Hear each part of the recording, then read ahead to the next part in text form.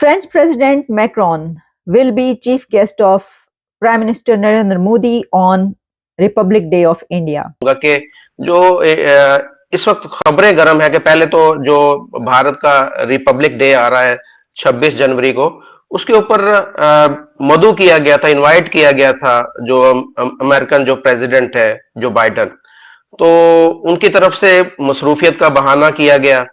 और उसके बाद में अब जो लेटेस्ट डेवलपमेंट है कि इंडिया ने उसके बाद में जो फ्रांस के प्रेसिडेंट हैं उनको इनवाइट किया और उन्होंने उनकी दावत जो है वो कबूल कर ली और वो आ रहे हैं और एज ए चीफ गेस्ट आ रहे हैं।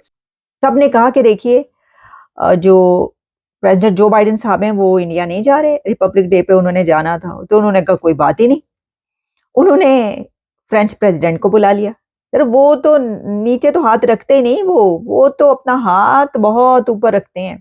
उन्होंने कहा कोई बात नहीं, हमारे पास कमी है किसी चीज की, उनके पास तो हर कोई जाने को तैयार है। तो उन्होंने फौरी तौर पर मैक्रोन साहब से कहा पाए आ जाओ तुसी। उनका जी होर की चाहिए जी आया नु, तो वो जो हैं वो तैयार हैं। और अब खबर ये है कि फ्रेंच प्रेसिडेंट जो हैं वो रिपब्लिक डे पर प्राइम मिनिस्टर नरेंद्र मोदी साहब के चीफ गेस्ट होंगे। अल्टीमेटली ये इंडियन फॉरेन पॉलिसी का एक इंटीग्रल पार्ट है। अभी 12 दिसंबर की बात है। देखिए डेट्स यहाँ पर इंपॉर्टेंट होती हैं। सितंबर G20 इशू के अंदर, G20 मीटिंग के अंदर इंडिया ने जो बाइडेन से कहा कि भाई साहब मतलब एक इनविटेशन, ऐसा तो है तो होता नहीं है कि इनविटेशन बिना पूछे बिना बात किए कार्ड भेज दिया, आए तो ठीक ना आए तो ठीक। पीछे एक बड़ी लंबी चौड़ी डिप्लोमेसी हुई होगी और वो जो डिप्लोमेसी हुई, डिस्कशन हुई और बातचीत हुई, प्रोटोकॉल्स डिसाइड हुए, ये होगा वो होगा, और उसके साथ साथ क्वाड की मीटिंग भी डिसाइड हो रही थी।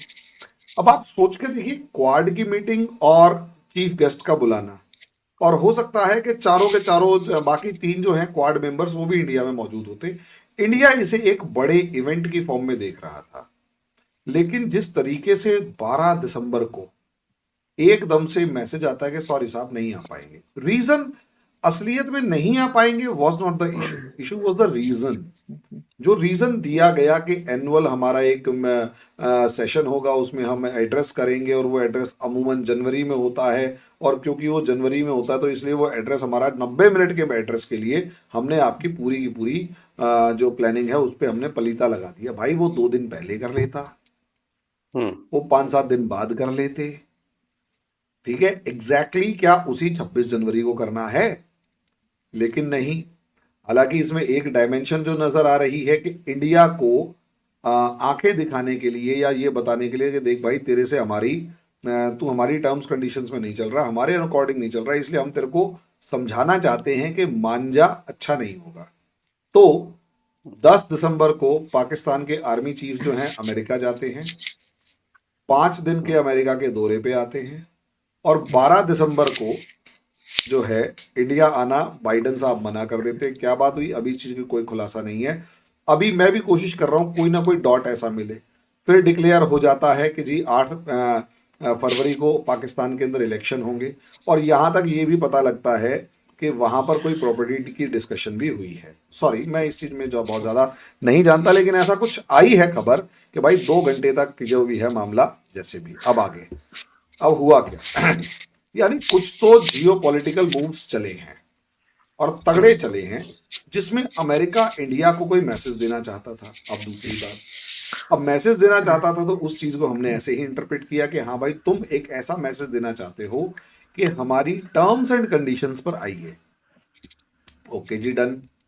अब टर्म्स कंडीशंस पर आइए तो साहब आपने क्या कहा? आपने कहा कि इंडिया और अमेरिका के रिलेशंस थोड़े खराब हो रहे हैं। देखिए साहब, पहली बात, पहले दिन से इंडिया और अमेरिका के रिलेशंस ना तो कभी अच्छे थे, ना अभी ऐसे रहे कि वो हम बहुत सागर से गहरी और हिमालय से ऊंची, शहद से मीठी टाइप का कोई हम स्लोगन बनाएं, ना ही आगे कभी ऐसे रिलेशंस होंगे।